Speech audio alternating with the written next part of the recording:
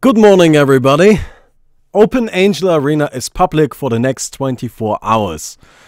Just gonna get straight into it. So, OpenAngel Arena is the mod I've been working on, of course, and usually it is private. Not everybody has access to it. However, for the next 24 hours or so, right, probably a little bit more than that even, the game is public. We are making a big public test session. We have stats tracking everything. So just go ahead and play the game. I would be excited to have you guys play the game because there's it's just a lot of stuff in here. I'm going to show a little bit of it right now, right? But it is just something that I have been working on quite a bit. A lot of people have been working on it quite a bit, and I'm very excited to show it to you, right? And tomorrow I'm gonna do a stream. However, it is almost midnight for me. I'm not gonna do that right now. We'll do that tomorrow. I'm gonna be playing a few games though, right? Hopefully 2, 3. Likely just I don't know. I don't know how many games I actually get to play right now. Again, it's a little bit late, but tomorrow we'll be playing a whole bunch of them. Right now I'll certainly play at least like 2. Yeah, so let me show you how you gain access to the game, right? It's super fucking easy. Let me go ahead and uninstall it. Right, so I don't even have it right now. I don't even have it. Right, so we are in the main menu here. You go into the arcade, and something you can do is you can go through the refresh thing here, right? And you can search for it there. For example, it would be right here. You can also go into search custom game. You just type in open, and there it is, OpenAngel Arena. Right, super easy. Then you click install, and you're done. You already have it. Now you can play it. You go into create custom lobby, and you can host one or whatever, and then go from there, right? Or you just join, just how you would usually join a custom game. Now let me go ahead and show you a little bit about the mode, right? A few things that I would like you guys to experiment with, a few things that I think you guys will have a lot of fun with, right? That I'm really excited to show you. First of all, there are mode selections, right? There is up here, you can see short game, normal game, long game. Currently, it doesn't matter which one you select, they're all the same, right? So don't even worry about that. This is something that will eventually matter, it's just not yet. We have centered our attention on just making the normal game. The short and the long ones just aren't around. We have the interface for it, however. So, yeah. Anyway, let me go ahead and just pick up a hero. Why not the Disco Horse? Right, Disco Horse sounds kind of fun. Skip ahead. And in VR.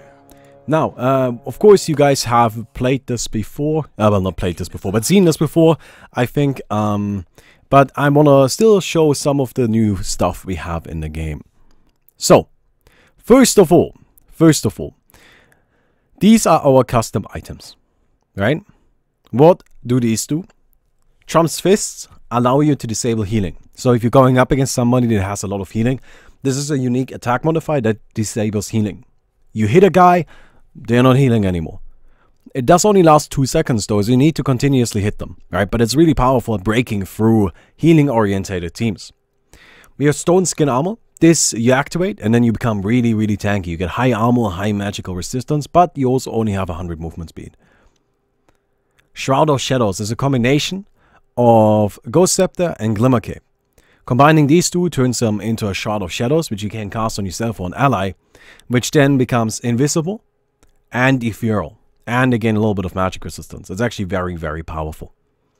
Shiva's Cuirass is just an upgrade from Shiva's Guard and Assault Cuirass. We have the Refresher Core, which allows you to, you know, like refresh your abilities, have lower cooldowns. We have a different Octarine Core upgrade as well, which is the Satanic Core. This one allows you to have high spell lifesteal as well as physical lifesteal. The Martius Mail is an upgrade to Blade Mail. When you activate the Martius Mail, allies around you get healed for the damage you take.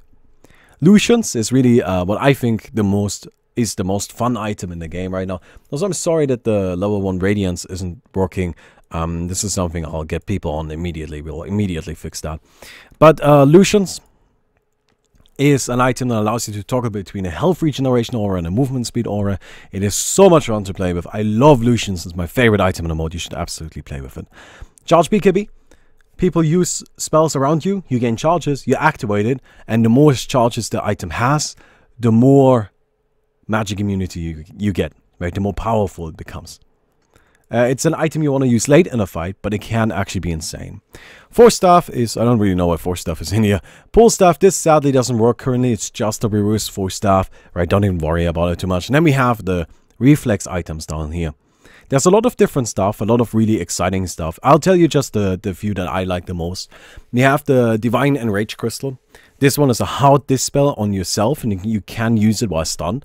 So if you ever feel like you're going up against a team that has too many disables, you get yourself that thing, you just purge yourself all of the stun. Right, isn't that cool? These also allow you to become really, really tanky, right? You can see max level gives you 4,000 health, 20 armor, and 20% magic resistance. That's an insane amount of HP. So much tankability from these reflex cores. We have the Reduction Orb. I love the Reduction Orb as well. That's right here. 100% damage reduction and heal for 50% of the damage blocked for 4 seconds.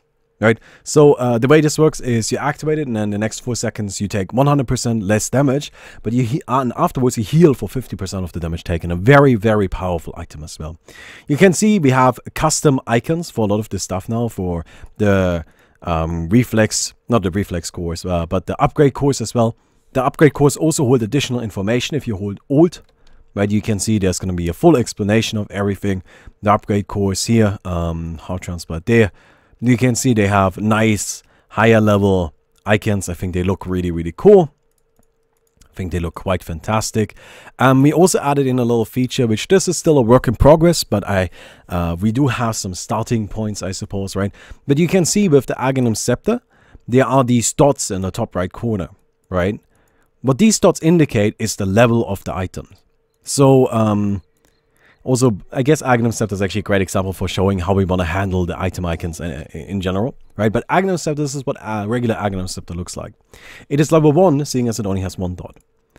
This Aghanim Scepter is level 2, who has 2 dots. So level 3 has 3 dots, level 4 has 4 dots, and level 5 has 5 dots. You may also notice that it becomes increasingly fancier, right? Not by a lot, but by a little bit. Slowly becomes more and more beautiful. We have that for a few items, like the Monkey King bar as well. We're hoping to make it possible, or like to include this for all items in the game, but it's still something we're working on. For now, a few items have this level up system. This should allow you to just glance at somebody's inventory and see what level their items are at. And yeah, we have new bosses. I'm not sure how many I can show you right now, but let me just go ahead and see. Oh yeah, you can level up to level 3000. Doesn't really make much of a difference. Stats diminish after max level, right? After level 50, stats diminish. So you don't get 3000 levels worth of stats, but you do get quite some stats. Like, there's definitely no denying that. There's just not 3000 levels worth, because that would be mildly ridiculous. Alright, let's just go ahead and pick up some stuff here. Whatever. And a Blink Dagger is probably a good idea. And then we're gonna just, what the fuck, mode this up. We have added in Roshan as the base standard tier 1 boss, right? So this is just regular Roshan, and he behaves like regular Roshan, and he's just regular Roshan, and this gives you your first boss kill in the game, right? So Roshan is just gonna be there, you can just kill him. That is the tier 1. I really like it that it's just regular Roshan. I feel like everybody is familiar with that, everybody gets it, right? Then down here, we have the twins. These two need to be killed at the same time. So you can see, I'm dealing damage to him, but he gets healed all the time. Now, if I run in here and I do the same thing to both of them at once, then all of a sudden, they are actually dying. Right? And that's the point. You need to kill them at the same time. You can't do it all at once. Oh yeah, you can't blink through that. Can't blink through that. There we go. Alright, Charger, I think everybody should be familiar with. You try to get him to charge into a tower. If you do that, you actually deal damage to him. Right, so you can see, right now if I hit him, I don't really do anything. But if he charges into a tower, all of a sudden I do massive damage to the guy. That's the whole point. He gets a little bit nasty in the last stage because his charge stops having a cooldown. We go over here. This right there is just going to be a tomato. Tomato doesn't really have any special properties, but hey. And then there's this fella. Now, this is something I'm gonna try to Gonna try to show this. Oh, shit. Yeah, alright. We need a Ghost Scepter really quick. Yeah. Because there is a new boss in the game.